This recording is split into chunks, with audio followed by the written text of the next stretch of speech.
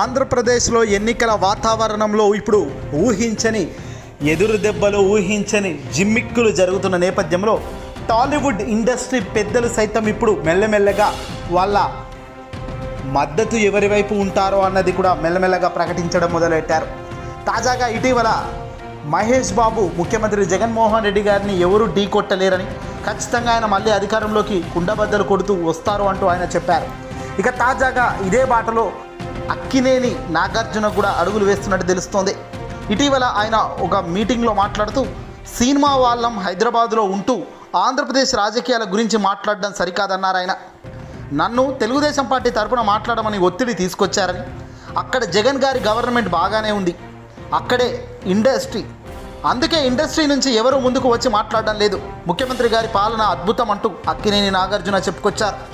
ఆయన మామూలు వ్యక్తి అయితే కాదు, ఖచ్చితంగా మళ్ళీ అధికారంలోకి వచ్చి మళ్ళీ మంచి ప్రజలకు మంచి చేసేందుకు ఆయన గట్టిగా నిలబడే వ్యక్తి అంటూ కూడా ఇక్కడ జగన్మోహన్ రెడ్డి గారి గురించి నాగార్జున అన్నారు. ఇక నాగార్జునకు తనకు ఉన్న సంబంధం చాలా ఏళ్ళ నుంచి ఉందని, ఎప్పుడు ఒక మంచి మిత్రుడిగా తన మంచి బాగోగుల గురించి ఎప్పుడు కోరుకునే వ్యక్తి అటు జగన్ అయినా ఇటు నేనైనా అంటూ కూడా ఇక్కడ నాగార్జున చెప్పుకొచ్చారు. ఇక్కడ ఇండస్ట్రీ మొత్తం తాజాగా టాలీవుడ్ ఇండస్ట్రీలో ఉన్న పెద్దలు వాస్తవానికి సైలెంట్గా ఉన్న ఈ నేపథ్యంలో అక్కినేని నాగార్జున అయితేనేమి, మహేష్ బాబు అయితేనేమి, వీళ్ళంతా కూడా భారీ ఎత్తున జగన్ వైఎస్ఆర్సీపీ పార్టీకే మద్దతుగా నిలబడుతూ వస్తున్న సంగతి చూస్తున్నాం. ఎందుకంటే పార్టీలు ఎంతో రాజకీయాలు చేస్తాయి, జిమ్మిక్కులు చేస్తాయి.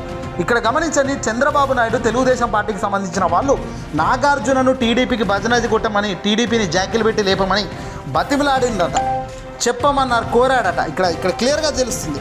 కానీ ఇక్కడ దేనికి కూడా నాగార్జున గారు నోరు విప్పలేదు. కానీ తాజాగా ఆయన నోరు విప్పుతూ వైసీపీ ప్రభుత్వం గవర్నమెంట్ అక్కడ బాగా ఉందని, అందుకే ఇండస్ట్రీ పెద్దగా ఎవరు కూడా ముందుకొచ్చి మాట్లాడడం లేదని అక్కినేని నాగార్జున చెప్పుకొచ్చారు.